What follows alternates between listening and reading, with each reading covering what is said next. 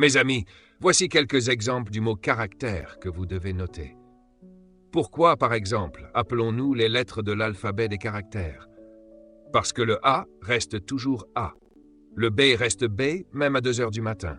Le C reste C, que ce soit en Afrique, en Asie ou dans le Bronx. Ils ne changent pas. Voilà pourquoi on les appelle des caractères. Pourquoi appelons-nous les nombres des caractères? Parce que le 1 reste toujours 1 et le 2 reste toujours 2. Que vous les utilisiez la nuit ou le jour, ils ne changent pas. C'est ça, le caractère. Pourquoi appelons-nous les statues des caractères? Parce qu'elles, comme la statue de Victoria, ne changent pas, quoi qu'il se passe autour d'elle. Pourquoi appelons-nous les principes des caractères? Parce que les principes sont des lois, et les lois ne changent jamais. L'un des secrets de mon succès, comme formateur de dirigeants politiques et économiques, l'un des secrets de mon efficacité en communication, l'un des secrets de ma réussite en tant qu'enseignant, est très simple. Ce n'est pas mon éducation. Le secret de mon succès, c'est que je n'enseigne que des principes. On ne peut jamais être en désaccord avec un principe. On peut l'ignorer, le haïr, mais on ne peut jamais être en désaccord avec lui. Prenons la gravité, c'est un principe. Vous pouvez jeûner, prier, parler en langue. Mais si vous sautez du haut d'un immeuble, vous mourrez. Pourquoi? Parce que vous avez violé un principe. Le caractère, c'est pareil. C'est pourquoi une personne de caractère ne vit pas selon ce qui est populaire, mais selon ses principes. Et voilà pourquoi il est difficile pour les politiques d'avoir du caractère.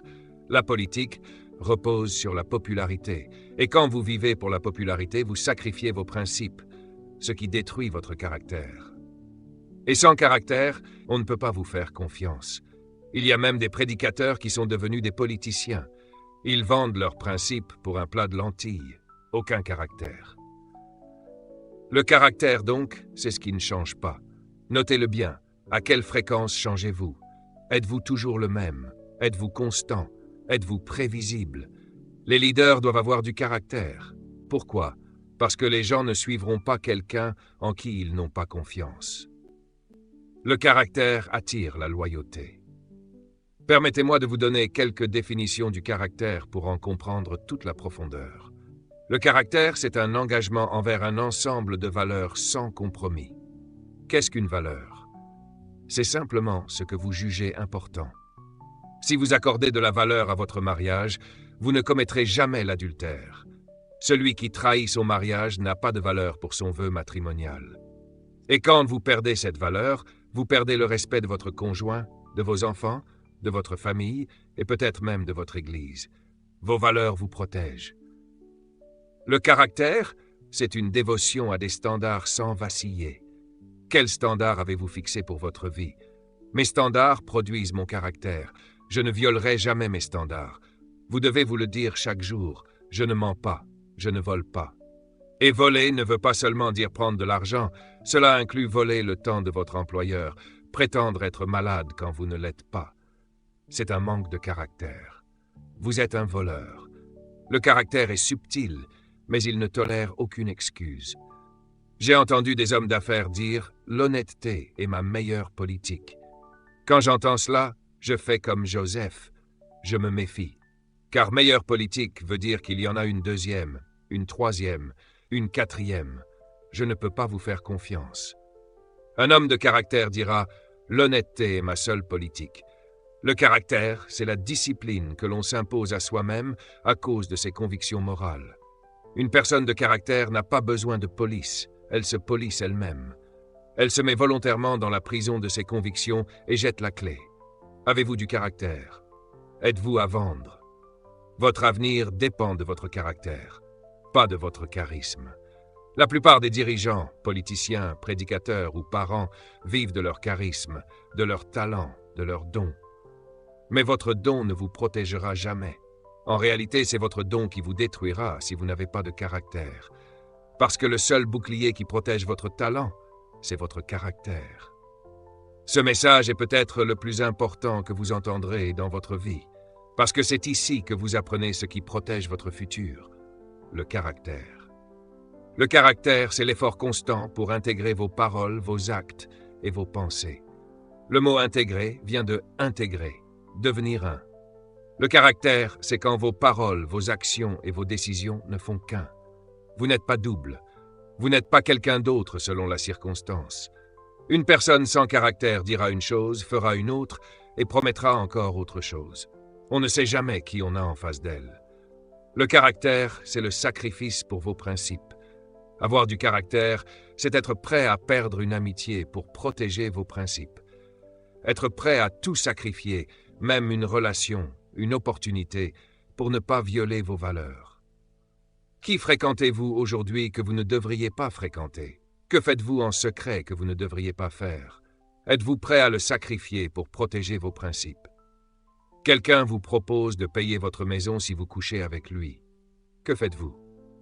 Le caractère, c'est dire non pour protéger vos principes. Et enfin, le caractère, c'est l'intégrité. Le mot intégrité vient du même mot que intégrer. Cela signifie être un. L'intégrité, c'est être un avec soi-même. J'ai fait des recherches sur le mot saint en hébreu. Le mot racine signifie un. La sainteté, dans le concept hébraïque, c'est l'intégrité, c'est être un. Voilà pourquoi la plus grande confession de la Bible est « L'Éternel notre Dieu est un ». Cela veut dire « il est saint ». Être saint, c'est être un, complet, cohérent, intègre. Et c'est cela, mes amis, le véritable caractère. Tu n'es pas plusieurs personnes. Tu n'es pas une personne différente le lundi de celle que tu es le mardi. Tu n'es pas quelqu'un de différent à 2 heures du matin de celui que tu es derrière la chaire le dimanche matin. Tu es un. Tu n'as pas plusieurs personnalités. Quand la Bible dit « Soyez saints », elle te dit en réalité « Soyez un ». Arrête d'être hypocrite. C'est ça le caractère. Le fondement de la confiance, c'est l'intégrité. Note-le bien, le fondement de la confiance, c'est l'intégrité. Quand tu es un, les gens finiront par te faire confiance. Ça veut dire que ta parole est toujours vraie. Tu dis ce que tu dis, tu fais ce que tu dis, et tu agis selon ce que tu dis. C'est ça, la sainteté. Porter une longue robe, une chemise violette avec un col retourné, une grande chaîne dans la poche, ce n'est pas la sainteté. Mettre une tunique et un turban sur la tête, ça ne m'impressionne pas. Je veux savoir s'il n'y a qu'une seule personne sous cette robe. Une seule. Tu peux venir me voir avec tous tes titres. Très révérend évêque honorable, homme de Dieu sacré et éternel. Je m'en fiche. Je ne te fais toujours pas confiance. Parce que je ne sais pas à laquelle de tes versions je parle. C'est pourquoi la Bible dit « Connaissez ceux qui travaillent parmi vous ». Ne fais pas venir n'importe qui dans ton église simplement parce qu'il passe à la télévision. Ne sois pas séduit par le charisme. Cherche le caractère. Il y a quelques années, mon épouse et moi avons organisé une conférence sur le mariage dans notre église. J'avais rencontré un homme lors d'une émission au 700 Club avec Pat Robertson à Virginia Beach. C'était un orateur sur le mariage, un homme plus âgé, impressionnant, auteur d'un livre, et il parlait si bien. Je ne le connaissais pas, mais il semblait solide. Alors je l'ai invité à venir aux Bahamas pour enseigner avec moi. Il est venu avec sa femme. Le séminaire s'est très bien passé. Mais 2 mois plus tard, je lis un article annonçant qu'il divorce de cette même femme. J'étais choqué. Je l'ai appelé et je lui ai demandé « Ce que je lis est-il vrai? Es-tu vraiment en train de divorcer ?» Il a essayé de s'expliquer.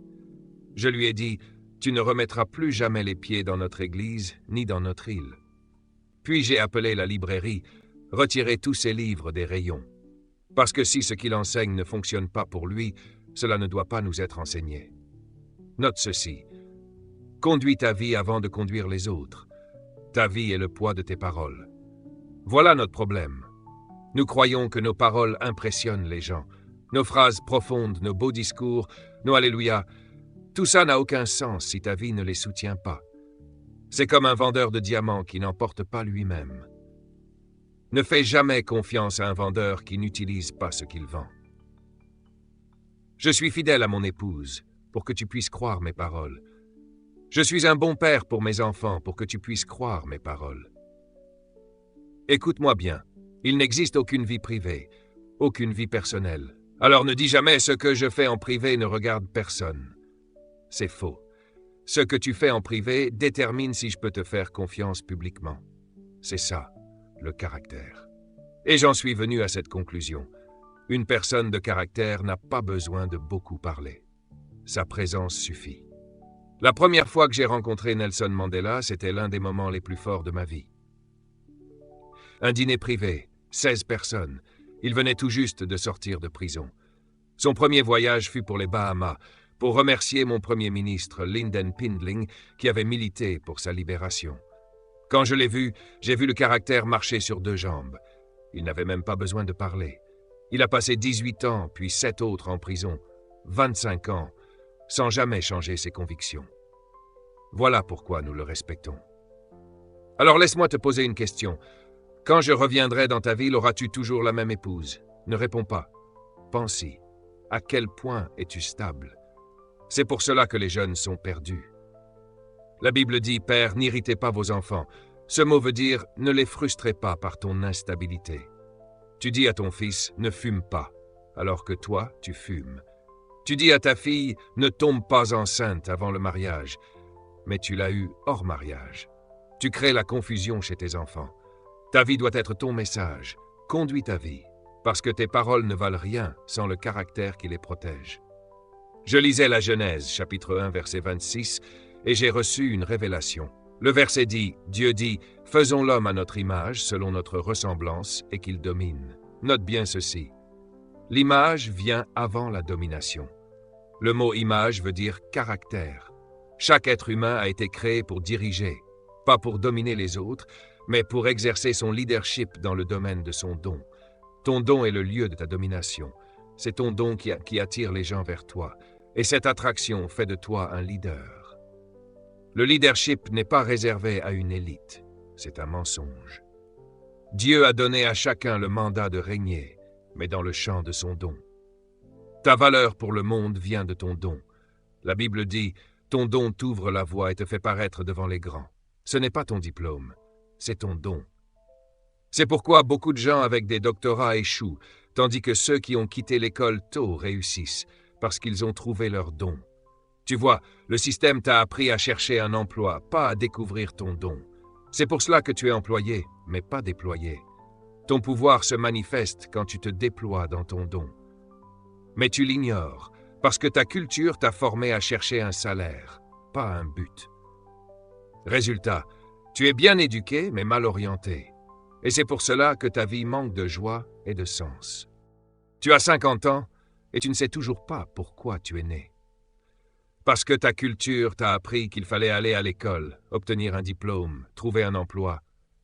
Et quand ils ont fini avec toi, ils te licencient, te mettent à la retraite, puis te jettent sur le trottoir. Ton don, c'est ce que tu dois découvrir. Dans tous les livres que j'ai écrits, sans exception, j'ai pris soin d'inclure une section qui t'aide à trouver ton don. Si tu achètes un de mes livres aujourd'hui et que tu le lis, ta vie sera transformée. Parce que si tu trouves ton don, tu deviens dangereux. Tu deviens inemployable. Ton don, c'est le fruit de ton leadership. Note bien cela. Que veux-je dire par là? As-tu remarqué qu'un arbre fruitier, quand il porte du fruit, ne vient jamais t'apporter le fruit? Je le répète, un arbre fruitier ne t'apporte jamais ses fruits. Il se contente de les porter. Et toi, tu es attiré vers l'arbre. Ton don, c'est ton fruit. C'est ce que Dieu a mis à l'intérieur de toi pour servir le monde. C'est pourquoi Jésus a dit, « Si tu veux être grand, sois le serviteur de tous. » Cela veut dire quoi? Ça veut dire que tu sers les autres avec ton don, et c'est ainsi qu'ils te trouvent. C'est pourquoi les vrais leaders ne cherchent jamais de suiveurs. Écris-le. Les vrais suiveurs sont attirés par les vrais leaders. Mais attention, ils ne sont pas attirés par toi, ils sont attirés par ton don. Alors, parce que les gens viennent vers toi, ne crois pas qu'ils t'aiment forcément. Non, ils viennent pour ton fruit. Protège-toi. Ils viennent pour ce que Dieu a mis en toi. Dis à ton voisin, « Je ne te fais pas confiance, tu veux juste mon fruit. » Et tout le monde applaudit, « Loue Dieu, car tu es mon fruit. » Dieu t'a créé pour être un leader avec un don. Cela veut dire que tu es né pour dominer dans le domaine de ton don. Mais regarde maintenant comment Dieu travaille. Note ceci, c'est très important. Le caractère est l'essence même de Dieu. C'est pourquoi l'Éternel, notre Dieu, est un. Dieu est caractère. C'est pour cela qu'on peut lui faire confiance. Il ne change jamais. Il est le même hier, aujourd'hui et pour toujours. Je me demande, qui es-tu vraiment? Es-tu la même personne tout le temps? Es-tu la même personne que celle qui est assise ici aujourd'hui? Que fais-tu à 2 heures du matin, seul devant ton ordinateur? Si personne ne sait, c'est là que ton caractère se révèle. Dieu est caractère. Et Dieu se vante de ne jamais changer. À travers toute la Bible, il dit « Je ne change pas. Il n'y a en moi ni ombre de variation. Je suis le même hier, aujourd'hui, éternellement. » Voilà pourquoi on peut lui faire confiance. Il est stable. Dieu dit « Le ciel et la terre passeront avant que je ne brise ma parole. » Voilà le caractère. Il sacrifierait l'univers tout entier avant de manquer à sa parole. Et regarde maintenant, le premier don que Dieu a donné à l'homme, ce n'est pas la puissance. Ce n'est pas la domination. Beaucoup d'entre vous aiment dire « Nous avons la domination ». Alléluia, non, tais-toi un peu. Lis la Bible. Le premier don que Dieu a donné à l'homme, c'est son image. Cela signifie que le caractère est plus important que la puissance.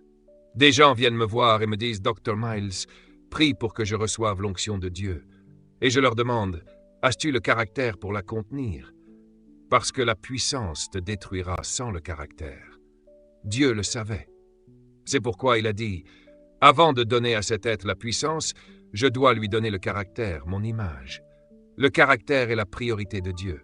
Avant de te donner la domination, Dieu veut te donner le caractère. Il est plus préoccupé par ton caractère que par ta capacité à diriger. Le caractère est la condition préalable au leadership. Le caractère est le fondement du pouvoir. Dieu dit « Avant de te donner la puissance, je te donne mon image. » Avec cette image vient la stabilité. Tu deviens digne de confiance. Maintenant, écoute bien. J'ai écrit un livre sur le caractère qui résume plus de 40 années de recherche. Et voici ce qu'ils ont découvert. 3 choses révèlent le caractère d'un homme. Seulement 3. La première, le pouvoir. Quand tu donnes du pouvoir à quelqu'un, son vrai caractère se manifeste. La deuxième, l'argent. Donne beaucoup d'argent à quelqu'un et son vrai visage apparaît. La troisième, l'accès au sexe. Donne à une personne l'accès à cela et son caractère apparaît, ou son absence de caractère. Si tu veux savoir qui est vraiment quelqu'un, donne-lui le pouvoir, l'argent et l'accès au sexe. C'est tout. Toutes les chutes humaines sur cette terre ont toujours été causées par l'un de ces 3 domaines, le pouvoir, l'argent ou le sexe. Alors je me demande, tiendras-tu jusqu'à la fin? Parce que ce n'est pas la rapidité qui compte. La Bible dit, la course n'est pas donnée au plus rapide. Tu peux devenir célèbre du jour au lendemain, mais dans le royaume de Dieu, la course est donnée à celui qui persévère jusqu'à la fin. Seras-tu encore debout dans 10 ans? Seras-tu encore la même personne?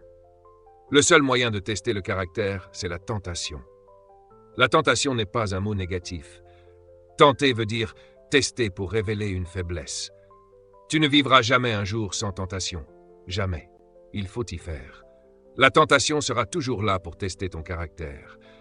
Ton caractère n'est aussi fort que la dernière tentation à laquelle tu as cédé. Tu sais pourquoi Ève a mangé le fruit? Ce n'était pas difficile. Satan lui a dit « Veux-tu être comme Dieu ?» C'était ça, la tentation, le pouvoir. Mais il a menti, car elle était déjà comme Dieu. Faisons l'homme à notre image et à notre ressemblance. Elle l'était déjà.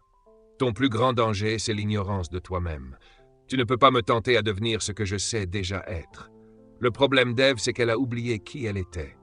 Et c'est ainsi que Satan a exploité sa faiblesse. Souviens-toi, Dieu a donné le caractère avant la puissance. Dis-le, Dieu a donné le caractère avant la puissance. Tu as été créé pour dominer la terre avec le caractère de Dieu. Tu es un roi, tout comme ton père. Mais ton royaume, c'est la terre. Voilà pourquoi Dieu t'a d'abord donné son image, parce qu'il savait qu'une puissance sans caractère te détruirait. Les gens disent souvent « le pouvoir corrompt et le pouvoir absolu corrompt absolument ». J'y ai cru un temps, mais ce n'est pas vrai. Le pouvoir ne corrompt pas. Le pouvoir ne fait que révéler la corruption qui était déjà là. Le pouvoir est pur. Ce qui le rend dangereux, c'est l'absence de caractère. La chute de l'homme a déformé l'image de Dieu. Et qu'est-ce que l'image? Le caractère. L'homme est devenu un être au caractère défectueux. Résultat, il a perdu la conscience de sa valeur. Depuis ce jour, les hommes engagent des consultants en images. Pourquoi aurais-tu besoin d'un consultant en image? Parce que tu n'en as plus. Tu as perdu ton image. Si tu sais qui tu es et que tu décides d'être ce que tu Tu n'as pas besoin de quelqu'un pour créer une autre personne. Un consultant en images, c'est quelqu'un que tu payes pour fabriquer une personne qui n'existe pas. Les politiciens engagent des consultants en images. Pourquoi?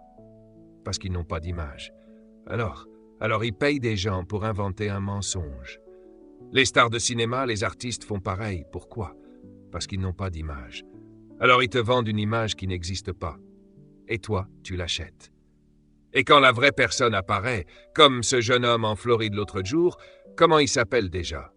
Bieber, oui, Justin Bieber. Vous êtes tous choqués, moi non. Parce que je savais que celui qui était sur scène, ce n'était pas lui. Beaucoup de pasteurs sont comme ce jeune garçon. Demain matin, cette ville sera remplie de comédiens sur les chairs. La seule différence, c'est qu'ils n'ont pas encore été pris. Tu sais, la plupart des gens ne demandent pardon que lorsqu'ils se font attraper. Le caractère, j'ai 129 diapositives sur le sujet. Celle-ci est la numéro 4. Tu es allé à l'école biblique, ils t'ont donné un diplôme, mais ils ne t'ont jamais donné le caractère. Alors, tu peux prêcher, mais tu n'as pas de principe. Tu ne vas pas tenir. Ton avenir est prévisible. Tu n'as jamais travaillé sur ton caractère. Un homme d'un grand hôtel m'a appelé l'autre jour, le directeur général. Il m'a dit « Je veux commander 80 exemplaires de ton livre sur le caractère. » Je lui ai demandé pourquoi. Il a répondu « Je viens de le lire, ça a changé ma vie. Et je veux que chaque employé de cet hôtel ait ce livre. Je vais même les payer pour le lire. » Il a dit « C'est la seule chose qui manque dans nos vies, le caractère. » Il m'a demandé de venir faire un séminaire à l'hôtel. On va signer un contrat. Et il avait raison. C'est ce qui manque à tous les niveaux. Dirigeants, superviseurs, employés, secrétaires. Les gens ne sont pas stables. On ne peut pas leur faire confiance parce qu'ils n'ont jamais appris le caractère. Laisse-moi conclure avec ceci, car le temps passe. Le trait principal de l'homme déchu, c'est l'imprévisibilité. Tu ne peux pas prédire un pécheur. Tu ne sais pas ce qu'il fera ensuite. N'est-ce pas? Certains d'entre vous en ont épousé un. Tu ne sais jamais ce qu'il fera demain. L'être humain lutte avec l'infidélité. Il n'est pas stable. Alors je te le dis, mon ami, avant qu'on fasse une pause avant la dernière partie, qui pour moi est l'une des plus importantes, tu dois prendre une décision dans cette salle avant de partir. Décide d'éliminer de ta vie tout ce qui peut détruire ton caractère. Et cela inclut peut-être certains amis. Cela inclut certaines habitudes. Tu es en danger. Tout ce que tu as construit, tout ce que tu as bâti durant ta vie entière peut être détruit en 5 secondes. Demande à Jimmy Swaggart. Tu penses que tu es en sécurité? Tu ferais mieux de protéger ton caractère. Tu n'es aussi en sécurité que ton caractère. Je veux te donner ces 2 dernières diapositives avant qu'on ferme. Quelle est la source des valeurs? Les valeurs produisent le caractère. Alors il faut que tes valeurs soient justes. L'élément le plus puissant du leadership, c'est la philosophie. Parce que ta philosophie, c'est ton système de croyance.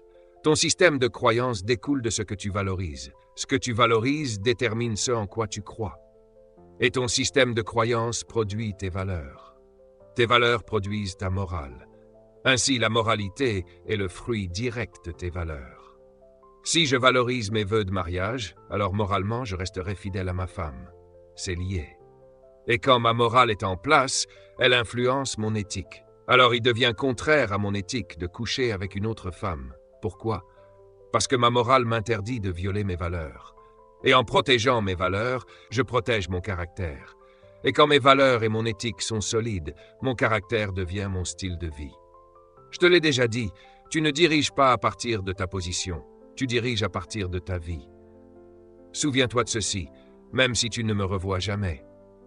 Il n'existe pas de vie privée. Grave ça dans ta tête. Tu dois vivre à ciel ouvert. Une personne de caractère ne craint pas qu'on découvre sa vie privée. Si tu as peur que je découvre ta vie privée, c'est que tu n'as pas de caractère. Tu es juste un personnage. Si tu veux copier mes diapositives, fais-le, mais donne-moi le crédit. Sinon, tu voles. Et si tu as du caractère, tu ne voles pas. À chaque fois que tu les utilises, dis « Dr. Miles Monroe a dit ». Je me souviens d'un homme. Desmond Tutu. Quel homme! Quand Nelson Mandela est sorti de prison, il fallait gérer le processus du pardon. Desmond Tutu a joué un rôle majeur dans cette période. Je vais trop vite. Peut-être que je reviendrai l'an prochain pour te donner le reste. Mais avant de partir, note ceci. Une vision sans valeur, c'est une destinée sans discipline. Peu importe à quel point ta vision est grande, elle peut être détruite si tu n'as pas de valeur. Ta destinée dépend de ta discipline personnelle. Le caractère protège toujours ta vision. Samson avait une vision extraordinaire. Dieu lui faisait confiance. Il devait sauver le peuple d'Israël. Mais sa vie privée a détruit sa vision publique. Chaque fois que tu fais quelque chose en espérant que personne ne le découvre, tu es en danger. Alors, à partir d'aujourd'hui, ne fais plus rien que tu ne voudrais pas que le monde entier apprenne. Et tu auras du caractère. C'est ce qu'on ne t'a jamais enseigné au séminaire.